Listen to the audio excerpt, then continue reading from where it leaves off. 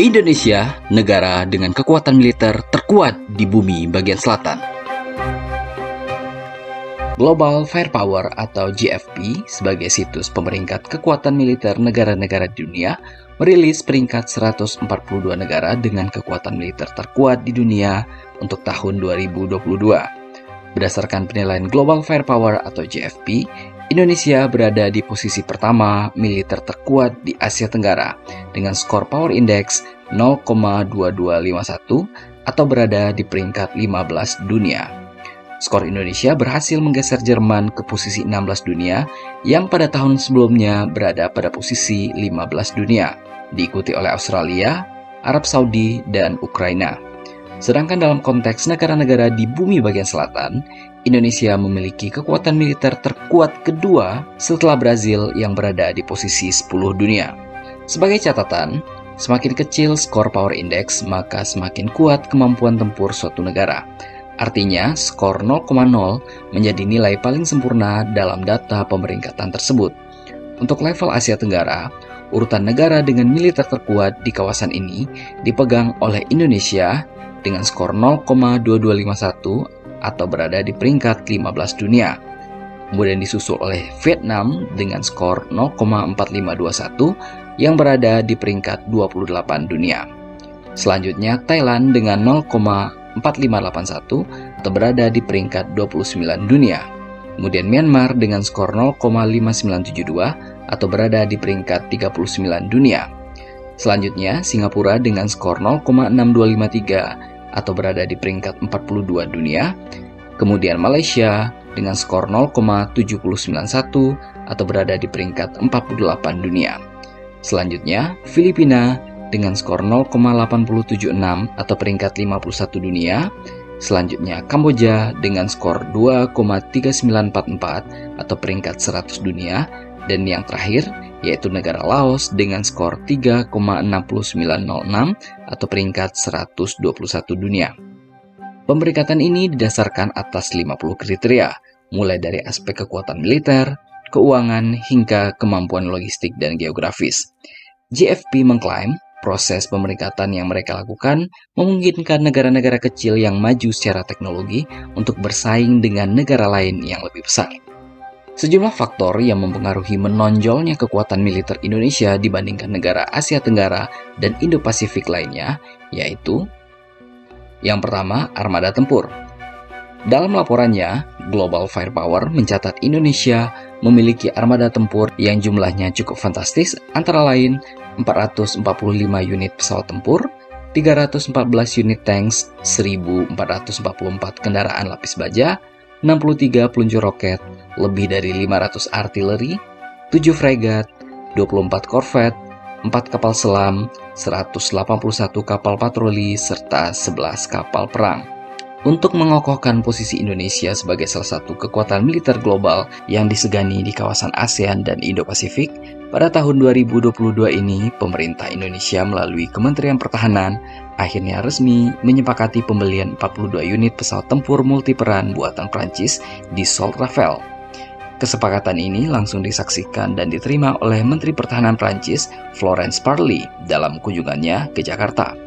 Pabrikan jet tempur Rafale yakni Dassault Aviation dan Kementerian Pertahanan RI telah menyetujui kontrak pertama untuk pembelian 6 pesawat batch awal dan selanjutnya akan disusul dalam waktu dekat untuk kontrak 36 pesawat beserta dukungan latihan persenjataan dan simulator yang dibutuhkan. Pembelian pesawat tempur ini dilakukan dalam rangka peremajaan alutsista Indonesia seperti pesawat F-16 buatan Amerika dan Su-27 dan Su-30 buatan Rusia. Pesawat tempur Rafale sendiri memiliki keunggulan, yakni bisa difungsikan untuk menjalankan berbagai misi atau disebut dengan Omni Role. Rafale juga dibekali dengan berbagai sistem persenjataan seperti rudal serangan udara ke udara, rudal serangan udara ke darat, rudal anti kapal laut, bim berpemandu laser, dan meriam internal 30 mm dengan kemampuan putaran 2.500 putaran per menit. Jet tempur ini juga mampu menampung senjata hingga 9 ton. Kecepatan maksimal mencapai 1.384 km per jam. Selain pembelian pesawat tempur, Indonesia juga telah menandatangani berbagai kesepakatan strategis dengan Prancis senilai 8,1 miliar US dollar atau setara 116,2 triliun rupiah. Adapun kesepakatan tersebut antara lain yakni kerjasama pengembangan kapal selam, radio komunikasi, dan pembuatan amunisi kaliber besar. Jadi, dalam kerjasama ini, Indonesia juga ingin melakukan alih teknologi dengan Prancis untuk kedepannya dapat mengembangkan persenjataan nasional secara mandiri. Upaya Indonesia dalam memantapkan posisi sebagai kekuatan utama di kawasan tidak berhenti sampai di situ. Indonesia juga ingin memperkuat armada tempur kita, yakni dengan rencana pembelian 36 unit jet tempur F-15 serta peralatan militer lainnya senilai 14 miliar US dollar atau setara 200 triliun rupiah. Departemen Luar Negeri Amerika Serikat pun telah memberikan persetujuan terkait rencana tersebut. Namun saat ini masih tengah menunggu informasi lebih lanjut terkait negosiasi dan kelanjutan dari kesepakatan kontrak. 2. Anggaran militer. Anggaran militer sangat dibutuhkan dan diperlukan untuk merawat dan memperbarui armada perang dan alutsista militer Indonesia. Berdasarkan data Global Firepower tahun 2022, Indonesia tercatat memiliki anggaran untuk pertahanan sebesar 9,3 miliar dolar Amerika Serikat atau sekitar 133 triliun rupiah. Dengan nilai itu, Indonesia menjadi negara dengan anggaran militer terbesar kedua di Asia Tenggara setelah Singapura. Singapura sendiri memiliki anggaran militer sebesar 11,56 miliar dolar Amerika Serikat atau setara 166 triliun rupiah. Dapat kita lihat di sini bahwa dengan anggaran militer yang jauh lebih rendah dari Singapura, Indonesia sudah mampu menduduki posisi 15 terkuat di dunia jika dibandingkan Singapura yang berada di posisi 42 dunia. Maka dengan adanya peningkatan anggaran pertahanan Indonesia untuk tahun-tahun mendatang, maka posisi kekuatan militer Indonesia akan semakin merangkak ke posisi tertinggi, apalagi dengan dilakukannya peremajaan kepada sejumlah armada tempur dan alutsista Indonesia. 3. Personil militer. Indonesia juga memiliki personil militer yang cukup besar untuk anggaran militer yang bisa dibilang tidak terlalu besar untuk level kekuatan militer global. Kekuatan militer Indonesia dari sisi jumlah personel mencapai 1.080.000 orang tentara dengan 400.000 diantaranya berstatus aktif. Sementara personel cadangan sebanyak 400.000 personel dan unit paramiliter mencapai 280.000 orang.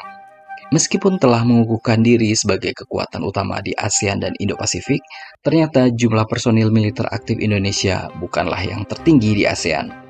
Dari sisi jumlah militer, Vietnam menjadi yang teratas di Asia Tenggara dengan 470.000 personel aktif, disusul Indonesia dan Myanmar dengan jumlah personel aktif sebanyak 400.000 personel, yang selanjutnya disusul oleh Thailand sebanyak 350.000 personel aktif. Personel militer Indonesia pun menorehkan banyak sekali prestasi yang sangat membanggakan, antara lain 1. Predikat pasukan terbaik di dunia. TNI Angkatan Darat Republik Indonesia memiliki pasukan elit atau pasukan khusus yang diberi nama Kopassus. Pasukan komando khusus ini cukup ditakuti di dunia karena Kopassus pada tahun 2017 dinobatkan sebagai pasukan elit nomor 3 terbaik di dunia setelah pasukan elit dari Inggris dan Israel. Kopassus juga terkenal dengan kemampuan mereka yang luar biasa dalam hal bela diri, penembak jitu, hingga pengintaian. 2. Pelatih militer bagi negara lain. Kehebatan dari TNI sudah tidak diragukan lagi. Mereka juga sangat disegani di dunia internasional. Yang paling membanggakan lagi, militer Indonesia pernah menjadi pelatih dari tentara beberapa negara lain. Militer Indonesia melatih pasukan bersenjata dari negara lain seperti negara di Afrika Utara, Timor Leste, Kamboja, Brunei Darussalam, hingga Myanmar. Untuk pelatihan di Afrika Utara, sekitar 80% yang melatih adalah Kopassus dari TNI Angkatan Darat. 3. Dipilih PBB untuk terlibat dalam misi perdamaian dunia. TNI juga secara konsisten dilibatkan oleh PBB dalam berbagai misi menjaga perdamaian dunia. Pertama kali, TNI dipilih PBB untuk misi perdamaian di Mesir yang terjadi pada tahun 1957. TNI dipercaya sebagai salah satu angkatan bersenjata dalam misi tersebut. Hingga sekarang ini, militer Indonesia sudah terlibat dalam 30 misi perdamaian dunia. Beberapa di antaranya yakni misi perdamaian di Kongo, Bosnia, Georgia, Kamboja, Vietnam, Lebanon, dan masih banyak lagi yang lainnya. Dalam misi tersebut, TNI dikenal dengan sebutan KONGA atau Kontingen Garuda. 4. Juara bertahan Lomba Tembak AASM. Prestasi membanggakan TNI lainnya antara lain ajang Lomba Tembak AASM atau Australian Army of Skill Arms at Meeting. Tentara Nasional Indonesia ini menjadi salah satu yang paling ahli dalam menjadi juara bertahan selama 10 tahun berturut-turut. Torehan prestasi demi prestasi personel TNI ini menjadikan personel militer Indonesia sebagai salah satu yang paling disegani di dunia internasional. Nah, kita sebagai rakyat sipil tentunya juga bisa ikut ambil bagian dalam hal bela negara. Bela negara dapat dilakukan melalui bela negara secara fisik yang melibatkan keikutsertaan kita dalam menghadapi serangan fisik yang mengancam kedaulatan negara kita, maupun melakukan bela negara secara non-fisik melalui pendidikan, pembinaan moral dan sosial, serta proaktif dalam upaya peningkatan kesejahteraan masyarakat.